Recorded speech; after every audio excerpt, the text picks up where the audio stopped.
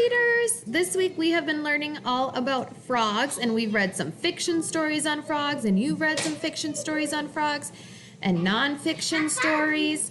Today I am going to read you The Frog Chef, a fractured fairy tale. What genre do you think this book is? Yeah, you're right. This is a fiction story. Why do you think the author would write this book? Yeah, maybe to make us laugh or maybe to entertain us. All right, The Frog Chef, a fractured fairy tale, written by Lisa Harkratter.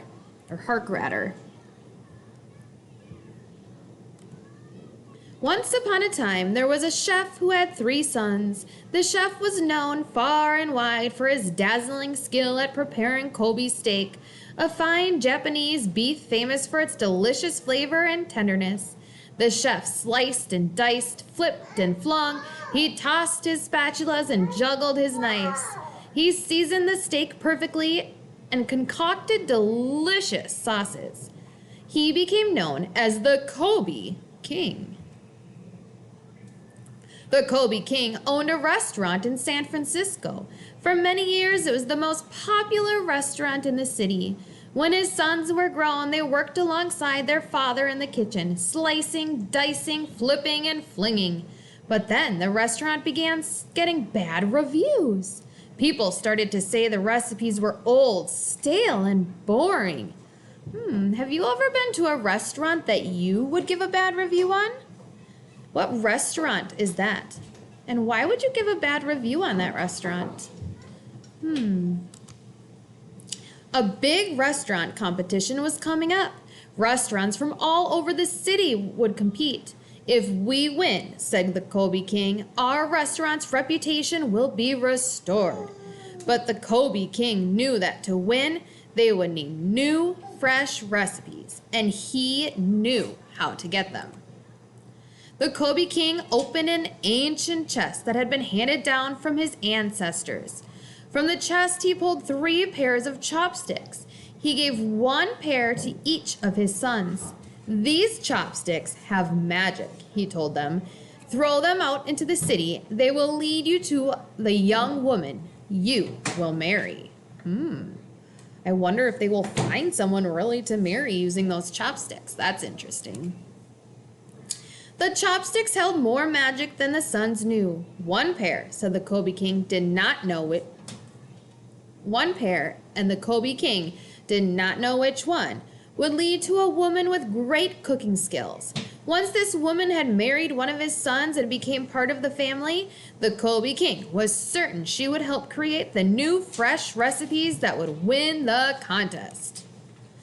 The 2 older sons threw their chopsticks. Each pair landed beside a lovely young woman. Enchanted by the chopsticks' magic, the woman agreed to become the older son's wife.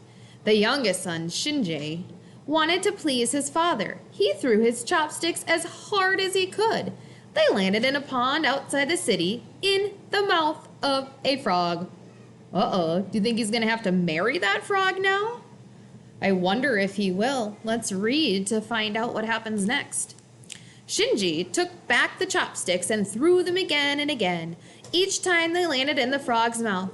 Finally, in despair, he gathered up the frog and brought her home to be his wife. Her name is Miss Midori, he told his family. His brothers could only laugh. Your chopsticks must have lost their magic, they told him. How do you think the brother's feeling right now? Because his family is laughing at him. That's not very kind, is it? A frog? The Kobe King cried. I can't have a frog in my kitchen. Still, he knew not to question the magic of the chopsticks, so he told his sons that one of their wives possessed great cooking skills, and he needed to find out who it was. Then he gave the wives, including Midori, cooking tasks to complete. Keep Midori hidden, he told Shinji. No one can know that a frog is preparing our food. Later, the wives, including Midori, presented their newly created dishes to the Kobe King. He tasted one dish and then another from the two lovely wives. "Oh my," he said as he gulped a glass of water to wash the horrible taste from his mouth. "I'm sure you tried your best, but these are awful." I bet the best wife chef of all is going to be the frog. That's my prediction. What's your prediction? Let's see who's right. Then he tasted Midori's dish. "I can barely believe my taste buds," said Kobe King. "This is new, fresh, and delicious." He smiled at the frog. "Your cooking, my dear, will help us win the contest." Shinji was stunned. "Midori?" Shinji smiled with pride. "My frog is the one with great cooking skills." The day of the competition arrived. The Kobe King and his sons carried in the food. The lovely wives arranged the knives and spatulas. Midori stayed hidden as she sliced and diced, flipped and flung. At last the judges sampled Midori's dish. "We have tasted fine food," they said, "but none as fine as this. We declare the Kobe King the winner." How do you think the Kobe King was feeling when they declared him a winner? Yeah, I bet he was pretty excited and hopeful that more people will come to his restaurant and give him good reviews versus not so good reviews. "The reputation of our restaurant is restored," cried the Kobe King. He clasped his hands over his chest in delight. The two older sons danced with their wives around, round and round. Shinji was so happy that he hugged Midori close as he, too, spun around and round. Then he lifted her to his face and kissed her. Do you think that the frog's going to turn into a real person now?